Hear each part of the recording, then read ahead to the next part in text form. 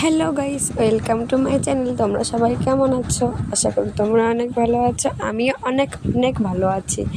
আজকে আমি আর আমার ফ্রেন্ড গেছিলাম টিউশনে। এবার টিউশন তাড়াতাড়ি আমাদের হয়ে গেছে পড়া, ওর জন্য আমি আর আমার বান্ধবী চলে গেছিলাম আমাদের ওখানেই, একটা পাশেই ছিল থানার পার্কে, সবাই তিকন পার্ক নামেই চেনে। তো দেখো, সন্ধ্যা হয়ে যাচ্ছিলো, তো লাইটগুলো জ্বালিয়ে দিয়েছিলো, কী সুন্দর লাগছিলো, জাস্ট ওয়াও। আর এই যে ইছামতি নদী আর উপরে ব্রিজ, এত সুন্দর লাগছিল জায়গাটা, অসাধারণ। তারপরে এই যে আমি একটু সুন্দর করে দেখিয়ে দিই, তোমরা দেখো, এত ভালো লাগছিলো জায়গাটা, মনে হচ্ছিলো ওখানেই থাকি, কিন্তু উপায় নেই। তো আমরা চলে এসেছি রাস্তার ধারে।